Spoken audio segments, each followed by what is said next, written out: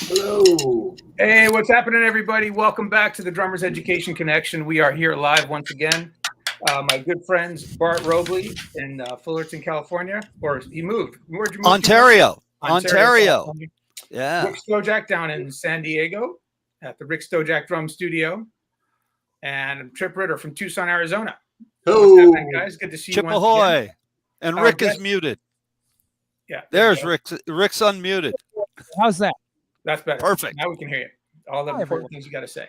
And our guest today is an industry person. His name is Dan Shinder. For those of you who don't know Dan personally, I'm pretty sure you know about what he does. Dan created DrumTalkTV, which is a massive worldwide media company with huge reach all over the world. They share drumming content related to education, performance, funny stuff, all different stuff related to drumming.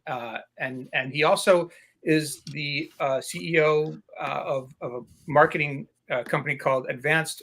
It's called Advanced Social Marketing, and he runs a course called Social Media on Steroids, which I have actually taken sort of a light version of that course, and it was super duper informative. I learned a ton about social media and marketing and how to present myself to the world, which is why I am standing here today in front of you.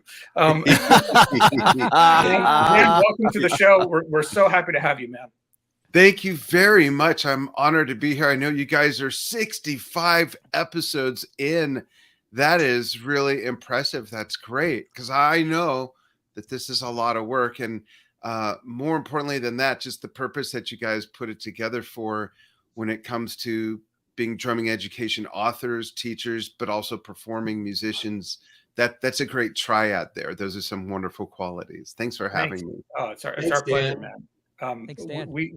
We all know you from different areas or different ways, and we've talked about you before, and we want to have you on the show for quite a while. So we're really happy you could be here.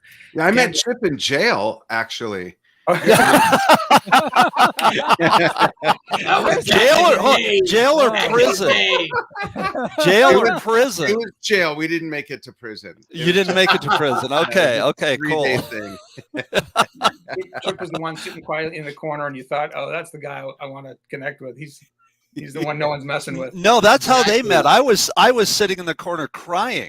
They didn't know I was there. I was crying in the corner. Dan, we got a lot we want to ask you about today. There's so much to talk about in regards to Drum Talk TV and also your marketing course. But before we get to any of that, I have to ask you, because you sent your bio and it said when you were 15 years old, you were touring, opening for Blue Oyster Cult and Styx and other really big bands like that. How the heck did that happen when you were 15 years old? I had amazing parents who supported me from the time at 6.5 or something.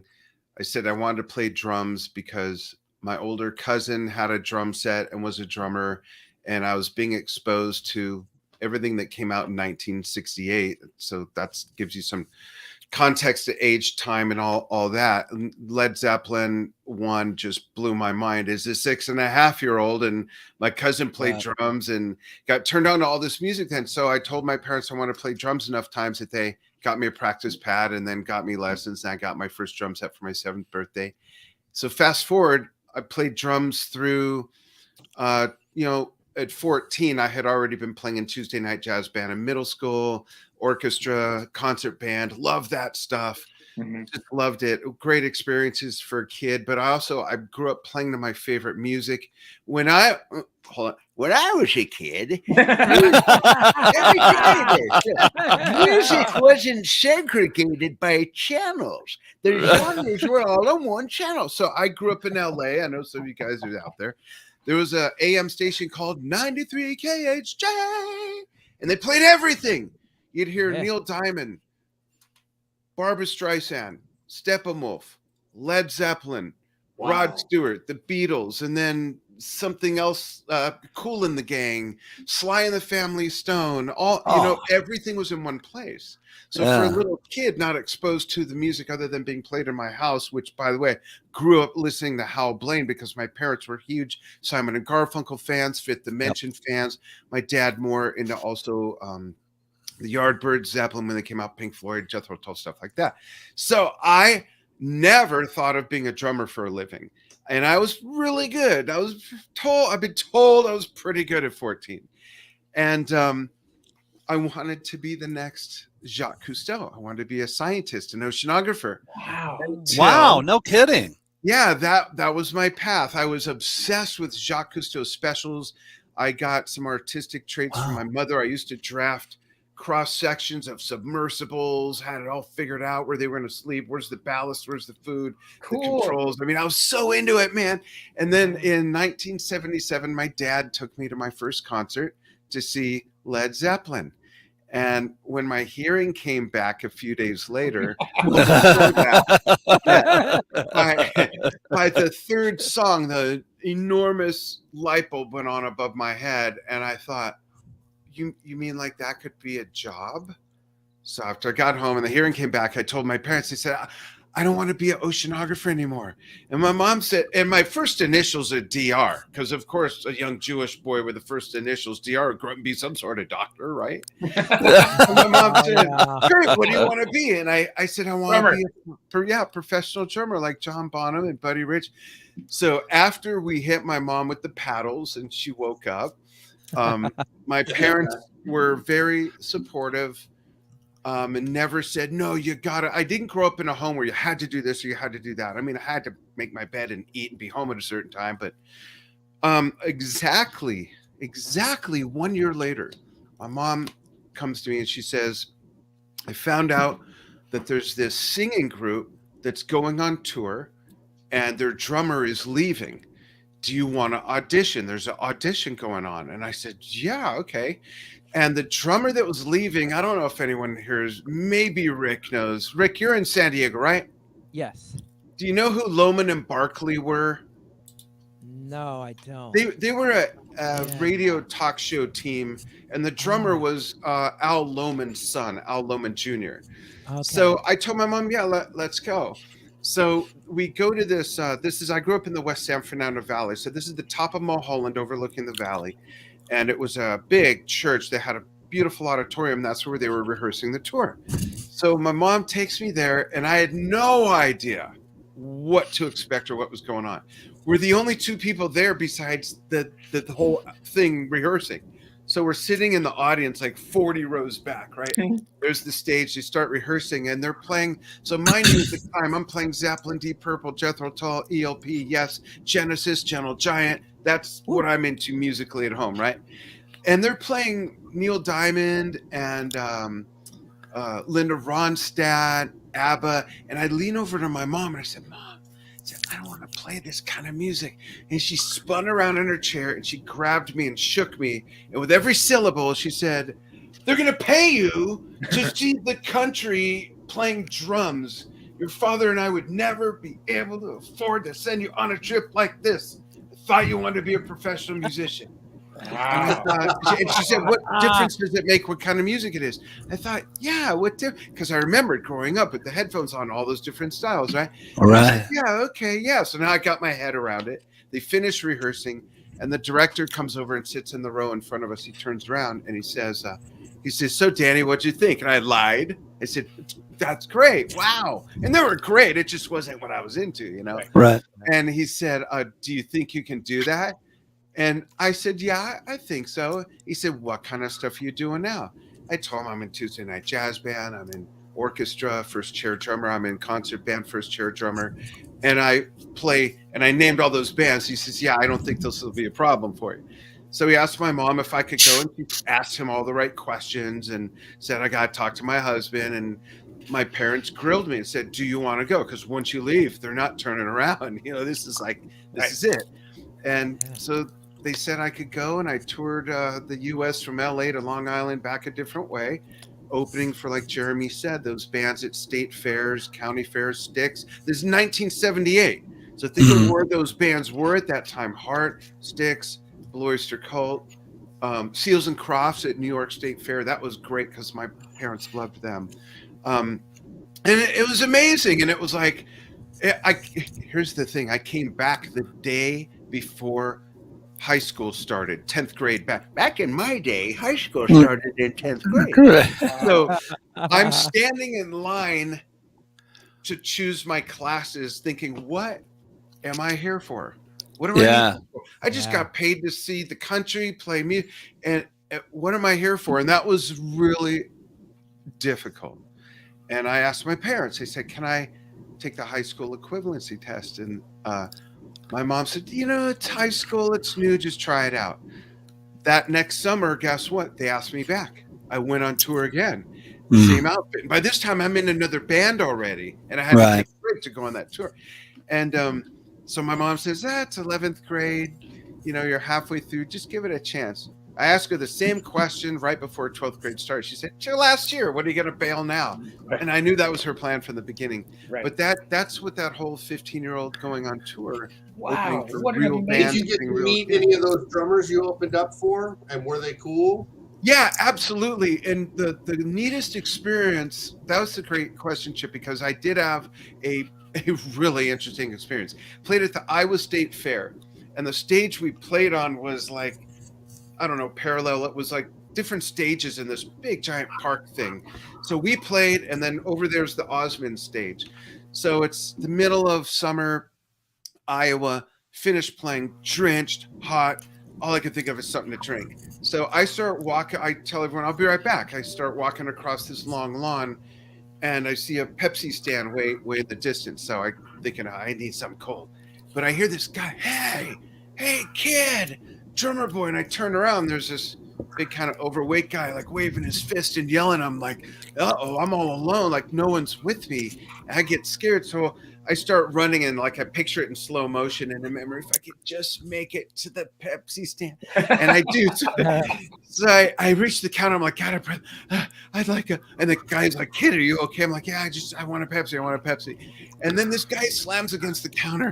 He's trying to catch his breath. He says, kid, you're a fast runner, but you're an even better drummer. And he holds his hand out and he says, I'm Sam Foster, the drummer for the Osmonds. And I was like, whoa, I thought this was some creep that wanted to kidnap me or something. He says, get a load of this, guys. Drummers like to geek out on gear, right?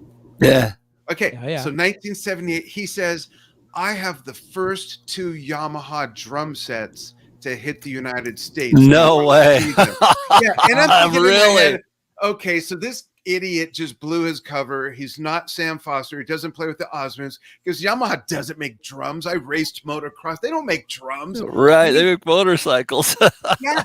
He had the first 2 sets. One was in his dressing room. One was on the stage. He said, can you be backstage at 3:00? And I'm like, I'm just agreeing. Like I didn't ask. Yeah, I'll be there.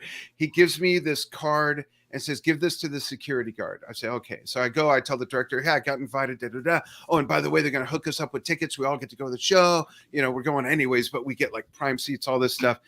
And I went, I gave the card to the security guard, takes me to his dressing room, big outdoor stage. So it's those exterior doors to go into a private room. And there he's got a Yamaha drum set, like out of walnut or teakwood, just beautiful. I'm like, whoa, Nice. this is for real.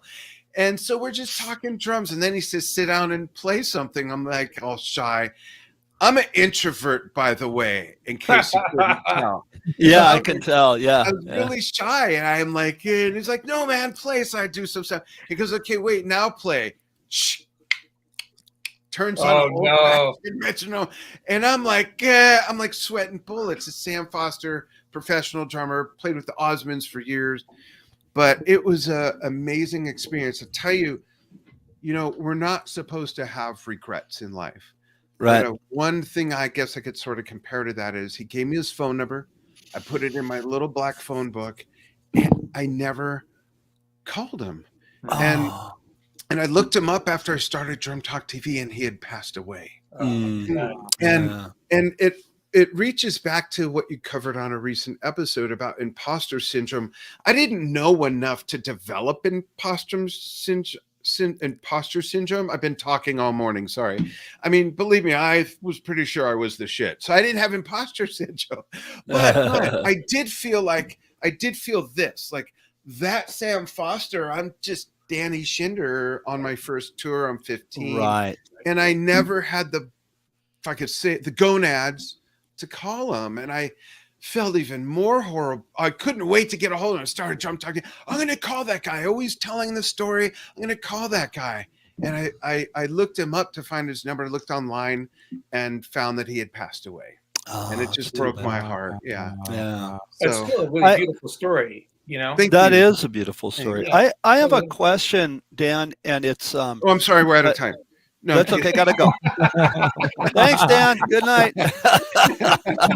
And actually, it's a question. It's a statement and a question, I think, in one. One of the things that you talked about was when you went on the audition. You're sitting there in the church and you're listening. Oh, I didn't even play, by the way. I never played. I I yeah. had 4 rehearsals before we left. I left that part out. Well, I think when you say, well, I'm in jazz band and this and that and everything, they probably just, okay, you know, if he's the only one that showed up, he obviously has enough nerve to do it. But when you, hey, they were doing it on different days. I think they did audition other people. Oh, But okay. that's the day my mom arranged for us to go. Yeah, but I'm sorry. Go ahead, Bart. No, that's okay. That's okay, Dan. So this is the thing, like you didn't want to do it. And you're like, Mom, I don't like this music. You know, this is not my cup of tea. I want to play Bonham. I want to play, you know, Yeah. I want to play Genesis. I want to be the next Phil Collins. But your mom talked you into it. And there's a lot. I run into this with musicians, students all the time where they're like, it's not really my cup of tea. I don't know that I want to go play at Disneyland, or I don't know that I want to go do this. I'm like, no, you don't understand. You're not always going to like the music that you play, but you should always like playing. You should always like playing. And like you said, you're playing music. That's number one. Number two, you're seeing the country and you're not paying a dime for it. And then last but not least, and this isn't even the cherry on top, this is the sprinkles on the cake. The chicks were there. Paid. Oh. The chicks were there. Okay. And then here's the sprinkles. You get paid for it. Yeah. You're making money at this. So maybe talk to some of the younger players out there, or people that like, I'm only going to play the music that I want to play, and they have these blinders on. Why is it important to play music that you don't like? Why is that important, Dan? That's such a great question, Mark. It's really one of the biggest points in music, whether you play clarinet, tuba, xylophone, guitar, drums, bass, harpsichord, whatever. It's really the same, even kazoo. And one of the biggest I'm a great kazoo player, by the way. Really? I'm awesome. Oh, fantastic. Fantastic. One of the biggest things I've learned interviewing people on Drum Talk TV for 9 years, and this is for you youngsters especially, whomever your musical idols are, their musical idols, for the most part, didn't play the kind of music you see your idols playing. Right. And mostly like, I think our generation, most of us here, even though there's an age range, but still, we can pretty much say, like when I interviewed Nico McBrain, he didn't follow heavy metal growing up. There was no heavy metal. He's in Iron Maiden, but he was a huge Ringo Starr, Beatles fan. That was his thing. When you talk about Bill Ward from Black Sabbath, Keith Moon, John Bonham, there was no rock music for them to model or learn from. They followed Gene Krupa, Buddy Rich, Sonny, all these guys, right. For that reason alone, you should get familiar with who they were familiar with to know where their influences came from. That's one thing.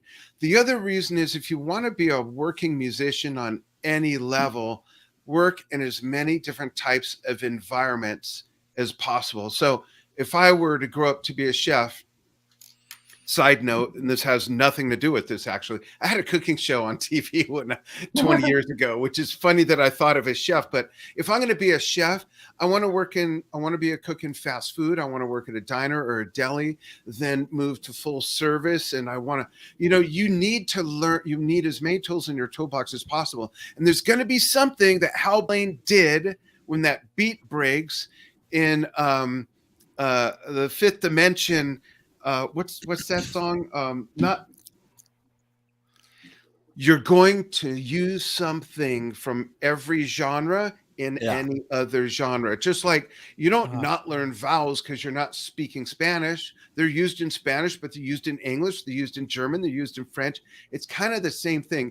And the more influence you have from music, even I tell people, if you don't like the B-52s, go learn from what they're doing. If you don't like Rush, you hate Geddy's voice, Neil's drumming's too technical, go immerse yourself in stuff you don't like, because you're going to unturn some things that you realize, wait, I heard that over here in this genre, and this lady's playing it that way, and then that all comes together. And when it comes together here and here, it comes together here and your feet.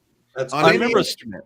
really Scotty well. Moore used to complain all the time. He was playing guitar for Elvis Presley. He's like, God, this music is just so, I don't want to, this is horrible. Why am I playing this? And people are like, dude, you play guitar for Elvis Presley. Shut up, go put on your guitar and play the thing, you know? Yeah. And I mean, now, of course, I was in the 50s and 60s and stuff before, you know, the stuff in the 70s, but my gosh, you know, you kind of have to sometimes, I think, like you said, immerse yourself in other styles of music, stuff that you maybe necessarily don't like. And like you said, you're going to pull from it. It's not, and you know. Here's another example. So Bart mentioned he's into music from the 50s and 60s before the 70s. Surf music was a whole culture on its own. And recently, Don Wilson passed away, the father of surf music and surf music guitaring. Steve Howe of Yes wrote a very touching tribute to him because he was an influence on Steve Howe. Another one of Steve Howe's big influences was Chet Atkinson. I mean, he's got all these influences of very Western and country and almost what I guess could have been called rockabilly back then. And you can hear it in Steve Howe's playing in Yes. So it's just another example.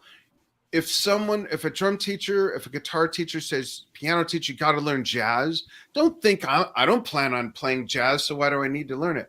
You need to learn it to play everything else. You need to learn everything to play anything else, really. You know? Dan, I'm going to put great thoughts, Dan. I'm going to put a camera on my wall in my teaching studio, and I'm going to have you just loop what you just said there for the last 5 minutes, so all my students can hear it. Cool. I'll do it at my drum set. Dan, so as you started playing this music that you didn't initially like, did you start getting a better appreciation for it as you started getting inside it? I always say to my students, give the music a chance. Yeah, here's what's funny, especially perhaps as a drummer, other than individual technique of John Bonham, Phil Collins, these people I was into back then, what I was playing with the ABBA songs and the Linda Ronstadt and the Neil Diamond wasn't really much different. It was the music around it that was different. I was Thank you. Right? I was Thank really you. doing the Thank same you. thing. Yeah. Yep. Yeah.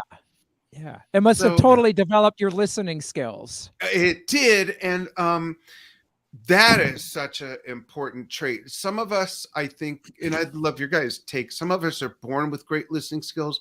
Sometimes they have to develop. By the time I went on tour, I was playing 20, 30-minute songs by Yes, Genesis, and ELP.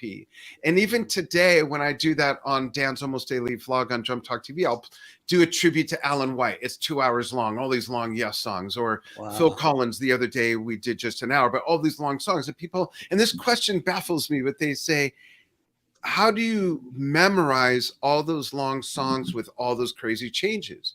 And I say, well, let me ask you a question. Are you a gigging drummer? Yep. How many sets do you do a night and how long are they? Oh, we do 3 40-minute sets. So it's the same as memorizing those 18 songs for each set. They're just all stuck together. It's the same thing, right? Yeah. There's that. But I developed my ear by getting to know what every instrument in the song is doing. So you can name any song from any of those bands I just mentioned, and I can sing you the bass part, the guitar part, the keyboard part, and that's your roadmap to always know where they are, the little nuances, the squeak harmonic on the guitar solo, or, you know, the bottomed bass, you know, just there's all these things to understand about what the song's doing. And then it's impossible not to remember it because you know every bit about it. You don't just memorize one element of a recipe, right? I'm going to make a cake. I know I need eggs. Well, what about everything else? Yeah. You know? Yeah. Very true. And then when you have a terrible monitor and you can't really hear what's going on, the song's in your head. You can, okay, so let's use Deaf Dan as an example. My hearing is really bad. I don't know why. I've been playing drums 52 years. We have a blended family of 11 kids, 19 grandkids. I don't know why I have poor hearing. But selective hearing. Yeah. I'm sorry, what? Hey, I like Top Fuel drag racing and rock and roll. So I always say if it's loud and it's fast, I'm in. Yeah. So But, you know, I get what Rick said, when I play on Dan's Almost Daily Vlog and I play all those songs, I'm not playing to the original record because you can't do that. It'll get muted. And I've worked way too hard to build this brand to get our channels taken down for that. So I find bootleg versions. I search the band, the song, live, and the word soundboard. Even still, and especially again with my hearing, sometimes I just can't hear it that well. So I'll because I know the song, and I might even or not know that version really well. I'll lock into one thing, and it's usually the bass. I can turn the bass up on my board a little bit, and I just lock into the bass. As long as I know I'm there and I'm in time and I know how the song goes, I'm good. So it is a very good assistant with that, you know. Right. Dan, I'd like to this is all really, really great stuff, man. And I know you're talking from both your experience as a drummer, as a player, and also from having interviewed all these amazing drummers over the course of your, you've got all this terrific. Well, a lot of drummers, two amazing ones. No. What's that? Oh yeah. Now I gotta go. Sorry, it took a second, but and Chip was one of them. Chip's been on my show. Yeah. Actually, absolutely. Wait a minute. Chip is both of those amazing drummers now that I think of it. Hey. No, but I'm sorry. Go ahead, Jeremy. I want to, we've got so much to talk about. I want to pivot a little bit to talk about Drum Talk TV. So for those of us who are listening to the show, those are the people out there that aren't familiar with Drum Talk TV. Tell us just real quick, what is Drum Talk TV? And I'm still trying to figure that out. No. So Drum Talk TV in the first year became the largest online media company that covers the world of drumming. And when I say covers the world of drumming, I truly mean in an all omni encompassing way. Our tagline is the global heartbeat of the heartbeat of the global drumming community, because other media companies in our space, and bless their hearts, we've worked with a lot of them. I'm friends with all of them. What do? They cover the big rock stars, the big pop stars, the big jazz stars, the big educators, a couple new people, and they review gear. We do all of that except reviewing gear. We do all of that, but we cover events, and some of them cover events, but everything we do is video. We rarely write about something. We cover events, we do documentaries, we do interviews. We have 3 original series. We're developing 2 new series, and we curate content from our fans from all over the world. And that touches on every other element of genres of music. We've got a Gatham clay pot drum in the southern tip of India. We've got tablas in Morocco. We've got jazz drumming in Korea. We did 2 taiko drumming documentaries in Japan 2 years ago. Wow. And it really is everything, and there's something for everybody. And that's kind of why I created it, because I couldn't find everything for what I loved in one place. I didn't even kind of plan on it to be a business at first. I started with an online lesson platform, and I decided to interview a couple fellow educators, and my friends thought I was nuts. Why would you do that?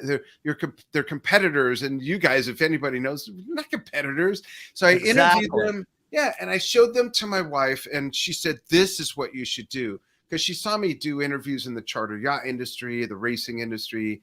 And so she said, and I said, no, this is just another tab on the Dan's Drum Clinics website. It's all about the drum lessons. Showed it to another friend. He said the same thing. Long story short, 3 months later, I closed Dan's Drum Clinics after 6 months. I opened Drum Talk TV officially, and 2 weeks later covered our first NAMM show, 2013. Showed my friend how to use the big camera in the parking lot. We spent 4 days. It was amazing. And since then, NAMM has rolled out, I don't know if I should say this, the red carpet for us, and basically let me do what I need to do and bring the amount of people I need to bring.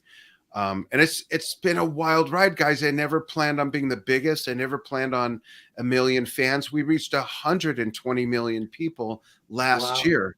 Wow. And I never planned any of that. All this just kind of unfolded. And in that first year, when it was pointed out to me that we were achieving 900% more online reach and engagement than everybody else, that inspired me to start the marketing training company so that other people can learn this crazy, almost unnavigatable road of content marketing on social media.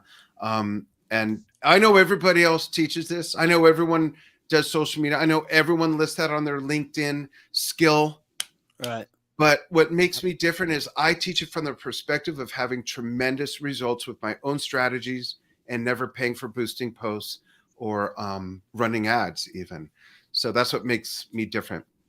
But yeah, Drum Talk TV, lots of fun. It's still my baby. It's my blood, sweat, and tears. I've busted knuckles on cymbals. I have thrown myself down the stairs. I have cried over Drum Talk TV, and I've put in a lot of sweat, but it has paid off big time, and I'm very, very proud of it. And we're going through a crazy expansion right now in a few different directions. I never thought that, we just celebrated 9 years a few weeks ago, and that just how many episodes, Dan? I'll tell you this. When it comes to the interviews, there's probably, if I count NAMM show interviews and interviews done at other events like Singapore Drum Fest 3 years in a row and some other things, if we include that and the normal interviews I do right here from my office or at a venue, there's probably 600 interviews that have not ever made it to our website. Wow. But they were broadcasted live on Facebook and then archived also to Instagram, YouTube, Vimeo, and clips on Twitter. So I honestly don't even know. I don't even know how many interviews we've done. I'd guess maybe if we include all the event stuff where I've got a team of 4 or 5 other people doing interviews plus me, there may have done 823. Wow. Around there. What is count? Wow. Yeah, right Did around any there. of those interviews stand out in your mind as like what's a couple of your favorite ones that surprised you? Other than The shipwritter. Other than Chip. mine. Other than Chip. He surprises everybody. There's a lot of personal favorites because of me as the music fan, because remember, I'm part of the community that we served, and having played drums since I was 7 and growing up listening to Simon and Garfunkel, The Fifth Dimension, watching the Monkees on TV, to interview Hal Blaine at his house. That very first April of our April 2013, it was a 3-hour episode, and I had to break it up into, it was 3 parts, maybe 90 minutes or 2 hours. That was amazing. And then years later, I reached out to him because I had stayed in touch with him, and I said, hey, the NAMM show, ends Sunday. Oh, I asked him if he was going to the NAMM show. I'd love for him to come to her, but no, Dan, I'm just too old. I can't get around. I said, well, can I come visit you the day after, that Monday, and do an interview at your house? And he said, absolutely. So we left. We always stay overnight Sunday, have a big team party. And then Monday morning we left. It was myself, my wife, and someone who was working for me at the time came, and we set up 2-camera shoot. We did an interview, and then Hal gave us a tour of his house and showed all his memorabilia. The first episode, he's telling the story about the stamp, Hal Blaine Strikes Again. Do you guys know about that stamp? Yeah. So I said, do you still have the stamp? He says, yeah, it's right over there on my desk. I said, will you go get it and stamp my head with it? He says, you want me to stamp? I said, yeah, be like no way. And he walked away shaking his head. Okay. And he comes and gets it. And I have like pictures of it and stuff that we've used, but not for, and he stamped it on my head. And my parents. That's awesome. Yeah. My parents were gone already. My dad had a term that I'll use. They would have shit a purple cookie if they knew that I did that, let alone the whole Drum Talk TV. So Chip, everybody, that's one of my favorites because it tied me to my parents, But another huge favorite, probably in my top 3 influences, top 4, Ian Pace, and I've interviewed him twice. And he he was just, that's the only interview I've ever been nervous for, ever. Really? And yeah. And I asked him, so where should we meet? And he said, just come to my hotel room. And like an idiot, I said, okay, what name do you go under? So I know, he said, Ian Pace. And I said, oh, okay. I just check in. I don't know how security is. So my cameraman, I was living in Vegas at the time. They were playing in town. He was staying. So I asked for his room. They give me his number, or he gave me the room number. So I'm like walking really fast through the casino, and my cameraman Harold says, slow down, relax. Like, I can barely keep up with you. He's dragging Pelican cases. I got something under my arm. And we get to the elevator, and I'm like hyperventilating. I'm just so excited. I can't wait. And I'm nervous. And he says, just relax. You've got this elevator flight to just chill. So we get to the door, and I'm like shaking. I'm not like this with people. Believe me, I am not like this with people. When I had my cooking show, I interviewed 3 Tuskegee Airmen. I was this nervous when I spoke to the first one on the phone to set it up, this big show I did with the Air National Guard. So I knock on the door, and the people, I see light shifting. Oh, Harold, he's moving. He's in there. I think he's coming. And the door opens, and I was like so struck. And there's Ian, who I have followed since I was probably 6.5 years old. And he holds his hand out and he says, hi, Dan, nice to meet you. Mm-hmm. And all of that melted away. Come on in, take your time getting set up. We chit-chatted while Harold was setting up, and he was wonderful. I normally don't bring memorabilia for people to sign other than like drum heads that everyone signs, but I brought something for me. He signed our charity drum heads, but I brought and I did it in the interview, my Machine Head album. There you go. Yeah. That folds out. And I said, my mom bought me this when it came out in I think that was 72, maybe 73. And his face lit up, and he just reached for it, and he signed it by his face on the inside. And, nice. that was a big one. So let's see what we got so far. We've got Hal Blaine. I'll fire off a bunch of others. I've known Alan White of Yes since 1989. So when I started Drum Talk TV, I went right to him. Alan's been on probably at least 6-7 times. He got our first award to NAMM, the last live NAMM show, the Prague Legacy Award. And that same day, Carmine Appice got the Rock Legacy Award, our first awards we've ever given. Alan's been very supportive, very kind. Carmine Appice has been there from the very first year, very giving, very supportive. Just interviewed him Saturday. It's on our page. Nico McBrain was fun. I mean, everybody. Steve Gadd finally last year. I think that was last year or the year before. It's been such a blur, right? These last 2 years. Others who may have surprised me. Oh, I'll tell you someone had also some amazing stories. I mean, everybody does, but Chris Slade, who played in The Firm, David Gilmour, all that stuff. He and his wife came to my house in Vegas before the gig for the interview. Often we would do that. We would offer, we'll make you a home cooked meal, come over for dinner, we'll do the interview, I'll get you back to the venue in time. And a lot of people did that. In fact, Roger Earl of Foghat says my wife makes the best cornbread he's ever had. So there you go. But Chris Slade. What time's dinner? I'm on my way. Yeah. Chris Slade was great because I'm a huge fan of everything he's done. And one of the surprises in his stories is I didn't know that as a teenager, he sat on top of a school building and watched down the hill some outdoor concert going on of Tom Jones. And he said to his friends, I'm going to play for Tom Jones someday.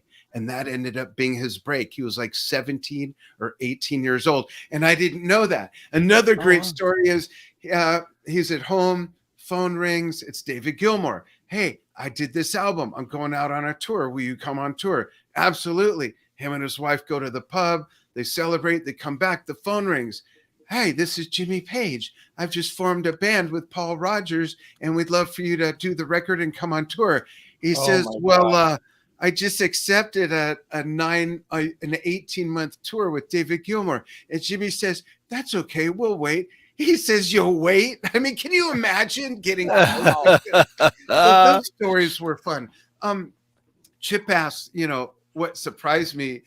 Funny enough, I think the biggest surprise is that I thought Chris Slade was like 6'4", he's my height, and I'm like 5'7 3/4 now that I've lost my hair and have all these kids. I used to be 5'8 and a half. And we were this, I'm like eye to eye. I'm like, what? That really surprised me. But I've learned a lot from the interviews, and I hope people watching the interviews learn a lot. It's all about, so the tagline, not the tagline, but the explanation of Drum Talk TV came up when people started asking me, why are you going to interview fellow educators? And I said, well, because I think that lessons can be learned, not just sitting at a practice pad or a drum set, but from our unique perspectives based on our unique experiences, just talking about drumming like we are. And so that's how it was born, really out of that philosophy. And I do my best to conduct the interviews, not just saying, so what do you got going on? What's happening? When's the tour? I asked them, where did you start? Why the drums? Do you play any other instruments? There's a handful of questions I ask every time, and then 80% of it is just unique to where the conversation goes. I don't use notes. None of my people use notes. It's not a interrogation. It's a conversation. And that's where the gold comes out of, when people just like we are sharing our own. Well, I don't know if there's any gold in what I'm saying, but you know what I mean? Typically, there's some gold nuggets that come out when we share our stories. Well, that's the way that we do this show. It's just like, it's very organic, and it's just where the conversation leads. And I think that that makes for a great interview. And one of the things I'm getting from you is you had no idea this was going to happen. You just did it out of the same reason that you started playing the drums. It's because you had passion for it, and you like fell in love. Hey, I want to play the drums. That looks great. That's what I want to do. I saw Zeppelin, I saw Bonham. That's what I want to do. Well, you never know where it's going to take you. That's one of the things I share with every student I have. You may have a vision of what you want to do with the drums, dream, and and you may be going that way, but it's going to be this zigzag of a road. I never thought in my wildest imagination. Success. Yeah, what's that cartoon Success? You saw success like this, but it's exactly so many failures. And I think that's fantastic. You followed your heart, you followed your passion, you followed the drums, and here we are today. Yeah, and I had, when I was younger, out of high school, I didn't go to college. I almost went to Cal Arts, but I was gigging.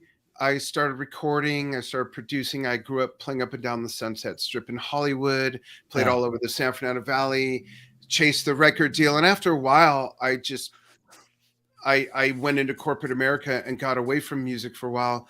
And then Dan's Drum Clinics came about after I came back from working in Australia for a couple of years with my marketing company and video company. And I told my wife, I don't want to work with big companies anymore. Let me just do your marketing. She's a professional artist and a art therapist. I did that for a while. And she came to me and said, you really need to find something that fills your cup. I saw this thought bubble that said, this fucker needs to find someone else to play with. Like, I think it was just getting a little, and I didn't know what to do. Yeah. I was 49 years old, had no idea what I wanted to do. And she said, well, you told me you used to teach drums. Why don't you teach drums? And in that moment, I realized I am a trained trainer. I'm a trained trainer of neurolinguistic programming. So I know how to train people. I know streaming video. I have a video production company, and I'm a drummer. So I started Dan's Drum Clinics, and that's kind of the prequel to the rest of that story I told you. And I'm probably going to be the first guest that's ever said, do you mind talking behind my back for a moment while I go use the little boys' room? This diabetes is a killer sometimes. No, you bet. Go. Yeah, there's one thing the four of us know how to do. It's just talk. Yeah. Hey, Rick, I stepped on you a minute ago. I apologize for that. Oh, it's totally fine. I like that we're unedited and that we're a real live show and it's conversational. And absolutely, great point. Let's go ahead and say hi to Sharon Ransom. Hey, Sharon. Carrie Collins Grimes. Hi, guys. Thanks for watching. Jim Royal, Josh Posey's in the house. We haven't had Jim, any questions, but we appreciate you watching. Jim, did you get you just type it in the comments. Did you get the Brush DVD? I sent it out last week. I was just curious about that. I want to make Jim sure Royal, you got that. did you get the Brush DVD? Type it in the comments. Yes. Hey, So anyway, who's on next week? Tony Pia. Tony Pia. The big bad Tony Pia. Tony is, if you guys don't know who Tony is, Tony has played for the Brian Setzer Orchestra, for Maynard Ferguson, for the Doobie Brothers, for oh my gosh, he's played for everybody, and the guy's just a fantastic drummer. So he's on next week, and no, not yet. He said I sent it out, so you should have it. The check's in the mail, Jim. So Dan, Dan, Dan's back. I'm sorry. Go, Dan. Advanced social marketing. You run a company that teaches people how to really get involved with their social marketing. Right. So in a way, that's kind of like technology, right? You're anointing people with your technology.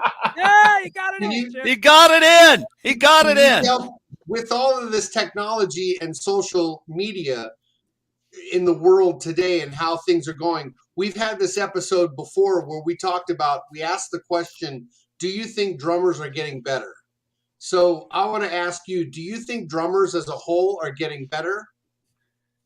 Yes, and I think to add to that, Chip, I think drummers are getting, for the most part, better and more skilled much more quickly at much younger ages. We post a lot of kids between 3 and 10 that are just monsters. Like they were dropped off by flying saucers for effing sure. I mean, I'm not as good as I was growing up. I was really good, and I was rehearsing with a band 4 nights a week, doing at least a gig. I was recording on the side. I mean, I was living, breathing, crapping drumming. And the kids I see, these little kids are way beyond anything I've ever done. Oh yeah. I mean, just, it's really interesting. So the access that we have and that kids have, whether it's to music or learning about gardening, or we recently got a puppy and, you know, we're studying on his breed. The access today is something that the generations that didn't have this kind of accent, that don't know any different, they'll never understand or wrap their heads around what the world must have been like, not being able to see a video of Buddy Rich or John Bonham or Tommy Aldridge or Gene Krupa or you know, Ian Pace at a snare drum, just demonstrating all the rudiments. And you know, you had to put on a record and do your best guess from what you learned of what's going on there, you know, and see a show. You had to put on a record and see a show. That was it. Yeah. And how often did we see stuff? And it wasn't, you know, there wasn't DrumTalkTV, Drumeo, Drum Channel, all these visual, let alone individuals that can have channels. You know what? It's interesting because I used to wonder, like, why, this is a stupid question, but why do people get so excited about being on a magazine cover when we're reaching so many more people live online? And the reason I figured it out is simple. Not everyone gets to be on a magazine cover, but anyone can go online. Oh, you know? That makes sense. So the technology has made it so that not only do drummers get better more quickly, and learn a lot more in a shorter amount of time and broaden their toolbox, hopefully, right, guys? But they can also get their own channel and have their own network, you know, like we do. Yeah. You know? Well, I think the magazine cover too, you know, before there was a social media, that was what social media was in a way. That was the media, right? So we all grew up. Yeah. That was sort of the pinnacle of your achievement, was making the cover of Modern Drummer. Right. And for our generation, I mean, for me, that's still like, wow, you're big time if you make the cover of Modern Drummer, you know? Yeah. Yeah. Hey, Dan. Does Modern Drummer still do magazines? I don't think they do magazines anymore. I think they do. I think they're still printing. Yeah. Hey, Dan. So I don't know that anyone has ever interviewed more drummers than you in history. And possibly not. Yeah, probably not. I mean, I know Don Famulero's interviewed a lot of people, and Nick Raffini at Drummers Resource is a great podcast and all. But is there a commonality that you see within all these drummers? Is there a secret sauce? Is there a magic? Like how do they do it? Yes, there is. And I'm going to also include not just the big successful stars that we all know, but I've interviewed probably 20% of our interviews have been people that we've found, I've discovered, or they come to us and we curate their content and they do really well and they have just something real special. So I'm going to include them too, because I've interviewed them as well. Yeah. But you take everybody, there's a few things. There's something I find extremely common, a group of characteristics amongst all drummers and percussionists, no matter what ethnic background they're from or anything. And that is that they all typically have a great sense of humor. Mhm. We typically all like to geek out on gear. And we also, unlike most other musicians of instruments, we like to share and we don't have secrets, like, oh, let me show you how I did that. Oh, wow, what a cool kit. Yeah. You want to try, you know what I mean? There's that whole camaraderie. It's more communal than any other instrument, I think. Any thoughts as to why that's true? I think, yes. I'm going to use the analogy that I've known a lot of firefighters through the course of my many years, my whole life. And one thing I've noticed about a lot of firefighters is that they're very much into usually the outdoors. They probably ride motorcycles or ATVs. They like to go camping. There's these certain things. And I think that drummers are kind of the firefighters of the musicians, because we typically, being that we're the most physical players, right? Even on a 4-piece jazz kit, even bass drum and marching band, we're the most physical players of any instrument. And because I think we've gravitated towards that for two reasons. One, we're more physical. Typically people who are more physical do like the outdoors, or they just like being about and doing things. But quite frankly, there's a lot of, circling back to lessons, there's a lot of people who became drummers because they didn't want to learn music theory and they didn't think they needed to know what key something's in. And it kind of subtracted this whole layer. And maybe they thought it's easier to become a really good drummer than a really good pianist or saxophone player, because I don't want to learn music theory, scales, keys. What the hell is that? I just want to bang a drum and go boom, but that's kind of common, but not as common as the first thing. Mm-hmm. And I think that you can almost tell if you said, okay, we're going to let 5 people at a time, and there's got to be 5 drummers, 5 bass players, 5 keyboard players, 5 guitarists, and 5 lead singers. And you're not going to know who's coming in the room. They're all going to go sit at a different booth. Your job is to identify who are the drummers. I think most people can tell, even if they're not drummers. We are just more down to earth, nicer. We have super hyper intelligence. So obviously we're going to be the smartest ones in the room. See, that's what I'm talking about. We have the least amount of ego, because why do we need an ego when we know how great we are, right? But we don't exactly. Totally. I couldn't agree more. Keep going. And we are grateful for our backup band that we also actually position to play in front of us to block all the lingerie that gets thrown at us. That's true. That's true. That's how giving we are, Hotel keys. And I do think that drummers are very giving people for the most part as well. I do. That's right. I went to a Ronnie Tutt concert once, and this guy in a white jumpsuit with sparkles all over it kept getting in front of him. Drove me nuts, man. That was the first concert I went to, and I was like, dude, get out of the way. I can't see Ronnie. That's hilarious. So Dan, there's a couple. There's going to be eventually, if not right now, there's going to be some younger drum students watching this video. Especially, I know my students are going to be watching this because it's a great show for them to broaden their horizons. Yeah. Can you give us some advice to the younger drummer today? Any kind of advice you would give to a younger drummer? Number one, if you take lessons, listen to and do everything your teacher says. That's number one. And bring cookies. That's number 2. Nice. The other thing is kind of touching on, what we talked about earlier. Let me actually, before that, listen to your teacher, do what your teacher says, do the work and get results. Just like anything else. I say that with what I teach. You got to show up, do the work, get results. You got to apply yourself. Nothing's easy. You got to put the work in and make it fun. Enjoy it. The other thing is what we talked about earlier. listen to all kinds of music, no matter what you're into, because whatever you're into didn't come from whatever you're into. It came from something else. And it's important to do that. It's important to listen to music that you might not like. And I do think that it's important to also understand how other instruments work and learn the scales and learn the keys so that you understand. You're not, sitting in the corner while the rest of the band is talking about something, whereas if you knew about that, you could bring value to that instead and offer a different key change. Or, hey, how about if we learn the language of music, all of it, not just part of it. And I think those are some of the most important things, especially bringing cookies for Chip.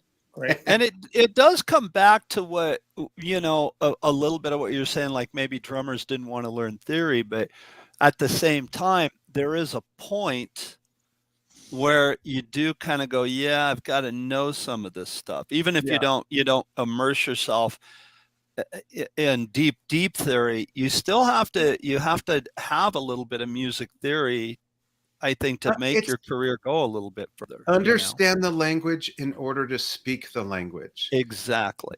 And it works that way with any instrument, I think, Yeah. Well, I always tell my students, any new student, I tell them I think it's so important to read, because let's say we all decided we're going to take a Spanish class, and we're going to take this Spanish class. We're not going to just tell the teacher, look, I just want to speak it. I don't want to read it and write it. I just want to speak Spanish. Yeah. Well, I would assert also that in learning theory, you're not just learning, the conversation that the other musicians are having. It's going to make you a better drummer by understanding more of what's going on. It's like, if you don't know any of that other stuff, you got the blinders on. You can play drums really well, but you're not seeing how certain things are fitting together in the music. And if you do, it's going to influence how you play and how you approach your part. Absolutely. Don't learn just the rhythmic math. You got to learn the melodic math to do exactly what Jeremy's saying, really understand what's going on around you, but also affect it. And it will make your playing better. Yeah. And I got another quick question. With Drum Talk TV and advanced social marketing, what's the next thing you're looking forward to? What's really cool that's coming up and we should watch Drum Talk TV for? So on Drum Talk TV, there's going to be some new ways blossoming for people to get involved with what we do, not just by submitting videos and us approving certain ones and putting them up, but we're going to be having some, I don't know what the right word is, contests, competition, technically competition. Okay. Oh, excuse me, been up forever. And so 2 years ago, we were going to have the first Drum Talk TV retreat, and it was going to have Cindy Blackman, Walfredo, awesome, and the other guy from Chicago. And I just can't think of, sorry, Trish. Yeah. Trish. And also, who else was Peter Lockett was going to join us, and Bermuda Schwartz was going to be my co-host. We were going to do this in Bermuda.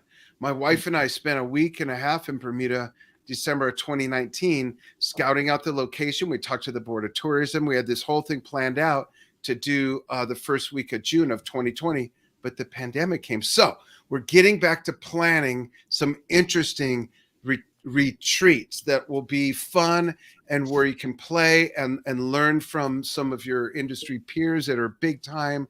And we're working on different location ideas. We've got the program basically designed, but we're playing with some ideas as well as for, and there's a couple other things coming with Drum Talk TV later in the year that I don't want to talk about yet, only because they're not solidified. I want to solidify them.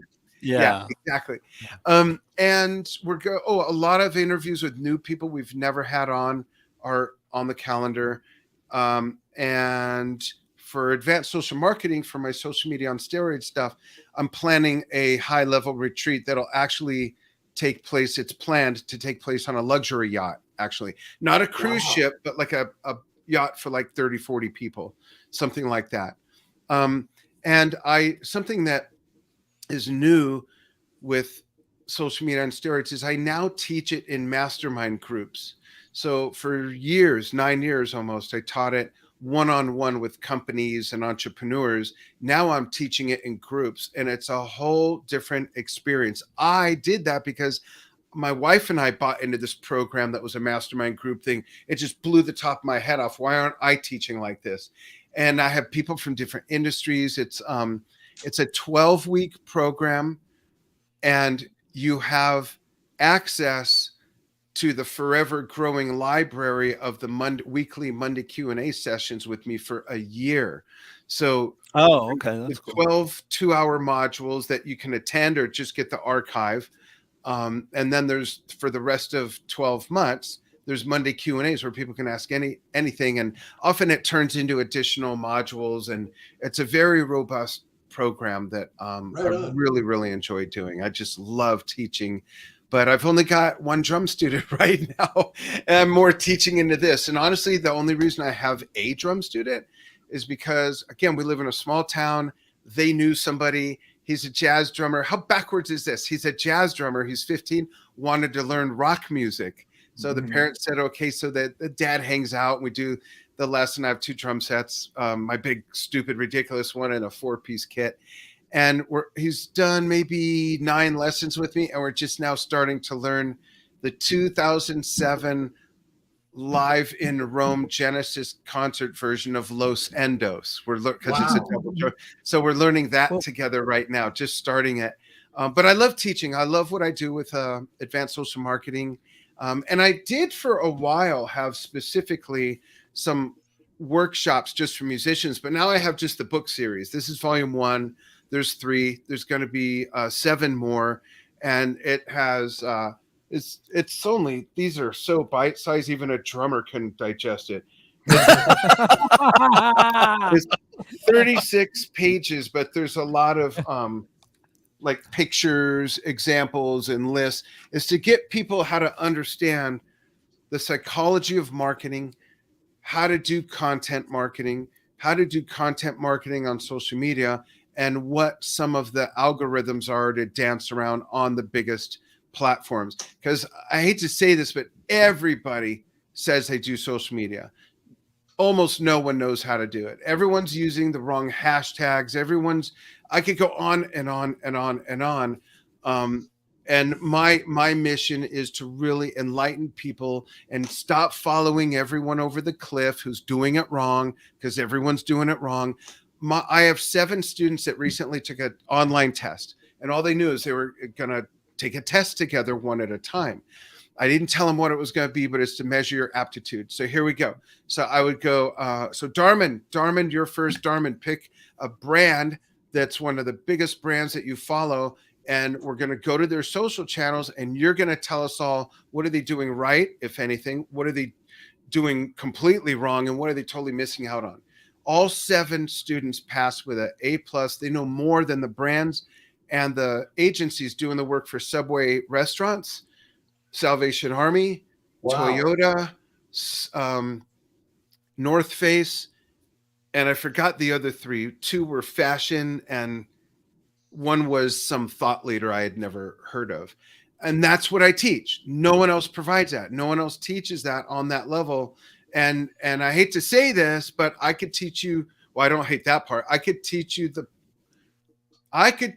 you more than, and I hate to say this, more than any of the big brand instrument companies know out there, more than any music store knows out there. They are all ruining it. They don't know how to do it.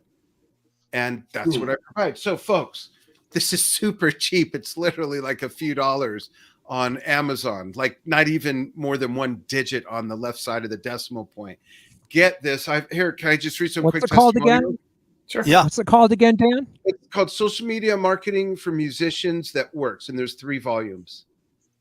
And the subtext says, a guide to breaking the cycles of everything you don't know you're doing wrong. There you go. Here's some testimonials. What we learned from Dan, it helped us get our new album crowdfunded. Linda Arcello Earl, manager of Foghat. With what Dan has helped us with and what we learned with ticket sales, retreat. It has helped with ticket sales to retreats and more. Billy Cobham. Do you guys know who Billy Cobham is? Yeah, Billy Cobham. I think I've heard that name. Okay. What we learned from Dan's social media on steroids course has helped us with promoting our debut album, Troy Lucetta of Seville Row and Tesla. When Seville Row. And there's a, how about this one? You know this guy. Where'd it go? Oh, in 3 weeks, I went from reaching 114 people a week to 186,000. My video views from 3 video views a week to 41,000. Doug Miola. You know who Doug is? Oh, yeah. The drum Right? spot. Yeah. Yep. Great guy up in Canada. American guy up in Canada. So, yeah, it's the real deal. For those of you who have gear, from applying what I learned from Dan, by July 2016, my sales were 240% higher than all of 2015. Philip Gelb, Phoenix Drum Company. So the tagline for my company to be "This shit works," but my wife said you can't do that. So it works if you apply exactly what I teach, exactly how I teach it, and there's no way it won't work. And I really enjoy it. I teach it in music, health and wellness, dental tech, real estate training. I've worked with 4 dealerships: McDonald's, Citibank, Wells Fargo, Sydney to Hobart, Yacht Race. It works. It works. It works. Just do it. Check it out. Can I give out the website for both of them? Please. Absolutely. Yes, I put the website in the comments on Facebook, but give it out so people on YouTube can see it. Okay, cool. So this is the book is available on Amazon. Just look up my name, Dan Shinder. No C, no L. It's Shinder, Shinder. And there's a website for it, which is www.socialmediamarketingformusicians.com. It'll tell you more about the books. My bigger marketing business is advancedsocialmarketing.com. And if you go to the website, you can learn all about my acumen, why I'm qualified to be the one doing this. And you can also look at learning opportunities and read about my masterclass mastermind groups. And if you're interested, there's a form to fill out. I'll set up a one-on-one interview with you myself to see if it's a fit for you. But also, if you sign up for the email list there, I'll give you the first 2 modules from my course. Everything's video, and they're all about 2 hours long. So that's 4 free hours putting up with me, but learning a lot of things to get your new year started right, coming out of the pandemic. Sell more tickets, sell more shirts, sell more swag, get more butts in seats, get more students, sell more education material. And if you're not even in music or you want to use this for something else, it'll work for that too. So our friend Jim Royal just commented that he just bought all the books. Let's go. Oh, wow. Thank you very much. I might come out with a coloring book and a cookbook too. Nice. Well, you know what, Dan, this has been fantastic. We want to thank you for coming on. Thank you. In closing, for myself, I just want to say thank you so very much. This has been incredibly entertaining, incredibly informative. I think the biggest thing that I'm taking away from it is not just your passion for drumming and educating people and wanting to help people, but just your confidence, just the fact that you're like, hey, you wanted your tagline to be "This shit works." I mean, that's absolutely fantastic. And I think that carries hugely to students, no matter what you're doing. You've got to learn, but at the same time, you got to be confident in your ability and your skill set as a salesperson almost sometimes. And be realistic too.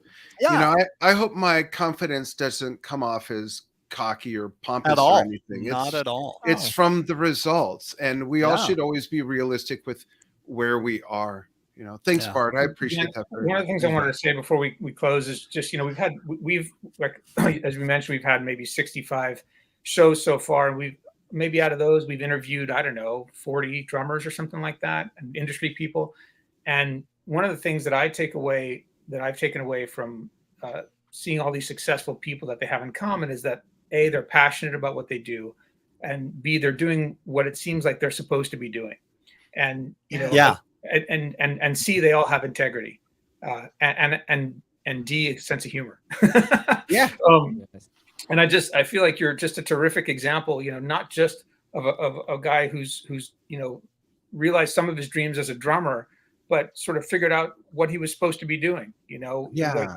and just said to you, look, Dan, you should be doing that. You should be interviewing people. You're really good at it. And you knew when she said it, that was the right thing for you, right? It does feel right. Yeah. And you're a teacher, you're a communicator, you're a community leader. Yeah. And you've built a really terrific, not just a business, but really like an online community, a worldwide community. DrumTalkTV, and it's just so great. It brings such great, enriching aspects to all of our lives as drummers. So thank you for everything you're doing. Thank you, Dan. Thanks for spreading and sharing so generously all your knowledge, through your social media stuff and helping raise all musicians, Thank you. Can I plug one more thing? I forgot. Sure.